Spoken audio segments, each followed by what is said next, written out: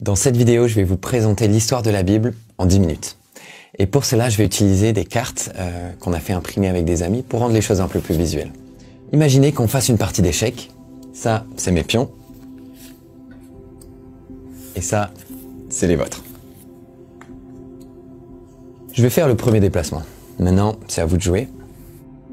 Imaginez maintenant que j'ai une excellente stratégie pour finir toute la partie d'échecs et faire échec et mat. Je vais faire ça, ça et ça. Je pense que là, vous allez dire, t'abuses un petit peu. Pourquoi? Parce qu'il y a des règles aux échecs. Et tout le monde sait que la règle de base, c'est qu'on joue chacun son tour. Je fais un déplacement, vous faites un déplacement. Avec Dieu, c'est pareil. Dieu a fait son premier déplacement. Il a créé le monde, il nous a créé chacun d'entre nous unique. Et c'était à nous de jouer. Et le déplacement qu'on a fait, c'est qu'on a désobéi à Dieu, on a péché. Dieu a vu ce déplacement, il a vu que c'était pas un bon déplacement, mais il a dit maintenant c'est à moi de jouer, et moi je vais aussi faire un déplacement. Je vais envoyer mon fils Jésus pour payer le prix de leur péché. Aujourd'hui, il y a des gens qui attendent toute leur vie et qui se disent si Dieu existe, il a qu'à se révéler à moi, il a qu'à me montrer. Mais ce qu'ils comprennent pas, c'est que Dieu, il a déjà fait son déplacement. Et Jésus sur la croix, il a dit tout est accompli. Maintenant, c'est à vous de jouer. Et ce déplacement, c'est la repentance.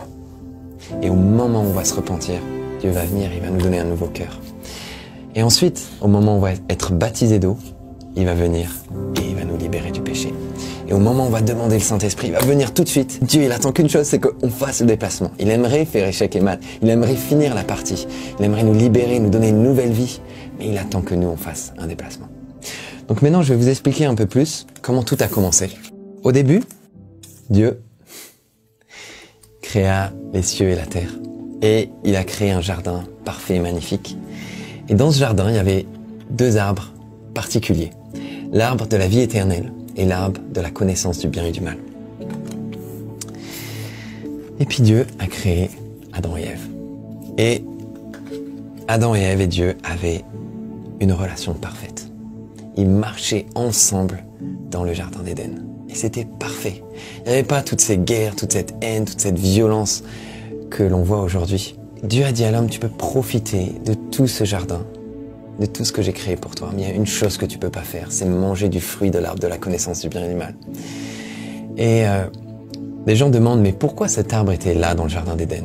S'il n'était pas là, ça aurait simplifié les choses. Hein.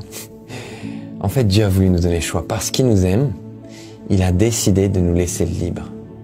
Et libre aussi de lui désobéir. Libre aussi de quitter sa présence. Et donc, vous connaissez l'histoire. Adam et Ève ont mangé du fruit interdit. À ce moment-là, le péché est entré dans l'humanité. Et l'homme est devenu fermé à Dieu. Adam et Ève ont eu des enfants, ils se sont multipliés, mais ces enfants se sont entretués. Et de génération en génération, les choses sont devenues de pire en pire. La jalousie, la haine, la violence, des meurtres, des guerres. Et on en arrive au monde d'aujourd'hui. Il suffit d'allumer la télé pour se rendre compte combien le monde souffre. Et il y a des gens qui peuvent se dire, mais moi je peux pas croire en un Dieu qui permette toute cette souffrance et que tous ces gens meurent. Mais en fait, la Bible est très claire et a annoncé toutes ces choses. Et en fait, la cause de cette souffrance, c'est notre désobéissance envers Dieu. Aujourd'hui, on est fermé à Dieu. On est privé de sa gloire. Et ça, c'est parce que le péché est entré dans l'humanité. Mais malgré tout, il y a beaucoup de gens qui sont aveugles et qui se rendent pas compte de ça. Et ils peuvent avoir tendance à se comparer les uns aux autres. Et on va se dire, mais oui, c'est vrai que j'ai menti, mais regarde celui-là, il a volé. Et celui qui a volé va se dire, oui, c'est vrai, mais regarde, lui, il a trompé sa femme. Et lui va se dire, oui, c'est vrai, mais lui, il a tué quelqu'un. Et c'est facile de trouver quelqu'un qui a fait pire que nous, on va toujours trouver quelqu'un de pire. Mais le problème, c'est qu'on utilise un standard humain. Et le seul standard qui compte, c'est celui-là. C'est celui de Dieu. Et lui, il est parfait, il est saint, il est juste. La Bible dit, tu ne tueras point. Mais Jésus a dit, si tu haïs quelqu'un dans ton cœur, c'est comme si tu avais tué cette personne dans ton cœur. La Bible dit, tu n'auras pas de relation sexuelle en dehors du mariage.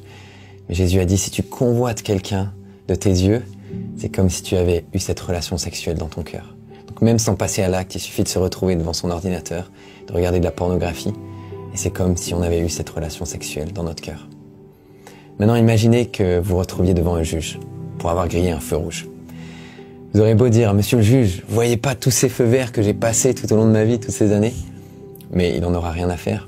Si vous êtes devant lui, c'est parce que vous êtes coupable d'avoir grillé ce feu rouge. La Bible aussi est très claire. Elle dit que si on a brisé une de ses lois, c'est comme si on était coupable de toutes. Dieu aurait pu tous nous envoyer en enfer et toujours être un Dieu juste et bon. Mais au lieu de ça, il avait un autre plan.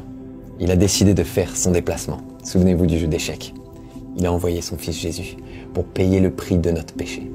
Et Jésus est né 100% homme, 100% Dieu. Et il a grandi. Et ça a été le seul à n'avoir jamais péché une seule fois. À l'âge de 30 ans, il a été baptisé en immersion complète. Et quand il est sorti de l'eau, il a reçu le Saint-Esprit. Et à ce moment-là, il est allé parmi les gens et il a guéri les malades. Il a chassé les démons. Il a ressuscité les morts. Et il a annoncé, repentez-vous, le royaume de Dieu est proche. 3 ans plus tard, le seul qui n'avait pas péché une seule fois, c'est celui qui a payé le prix le plus cher. Il a été torturé, il a été mis sur cette croix. Et il est mort. Il a été enterré. Mais 3 jours plus tard, parce qu'il a été le seul à n'avoir jamais péché, la mort n'a pas pu le retenir. Il est ressuscité d'entre les morts. Et là, il a rassemblé ses disciples et il leur a dit, les gars, comme le Père m'a envoyé, maintenant je vous envoie pour faire la même chose. Il leur a dit, attendez ici, je vais vous envoyer une aide, le Saint-Esprit. Et Jésus est rentré à la droite du Père. Dieu a fait son déplacement. Il a envoyé son Fils Jésus pour qu'au travers de lui, on puisse être réconcilié avec Dieu. Maintenant, c'est à nous de jouer. Alors quel est ce déplacement qu'il faut qu'on fasse? Quel est ce premier pas qu'on doit faire vers Dieu? Ce premier pas, c'est la repentance. C'est réaliser qu'on a péché contre un Dieu juste et saint. C'est pas simplement demander pardon ou avoir des regrets. Ça commence par là. Mais c'est prendre une décision pour sa vie. De se détourner de cette ancienne façon de vivre et de se tourner vers Dieu.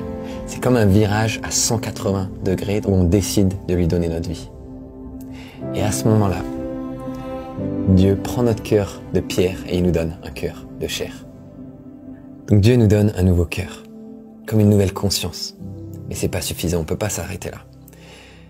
On a toujours cet ancien corps qui est mort, qui est imprégné du péché. Dieu dit que celui qui pêche devient esclave du péché. Donc même avec un nouveau cœur, on va faire les choses qui sont bonnes selon Dieu, mais on va essayer toutes nos forces et on va retomber, toujours dans les mêmes choses. C'est là que le baptême intervient. Ce corps qui est mort, il faut l'enterrer. Et c'est ce que Paul nous parle dans Romains chapitre 6. On meurt avec Christ dans les eaux du baptême et on ressuscite avec lui. Et là, on est lavé de nos péchés. On est ouvert à Dieu à nouveau, comme Adam et Ève dans le jardin d'Éden. Le baptême, c'est pas quelques gouttes sur le front d'un bébé, parce qu'un bébé n'a pas conscience de son péché. Il peut pas se repentir.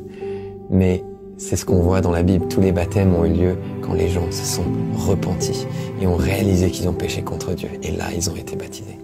Maintenant qu'on est mort à notre ancienne vie de pécheur et qu'on est ressuscité avec lui, le péché n'a plus d'emprise sur nous. On est libre.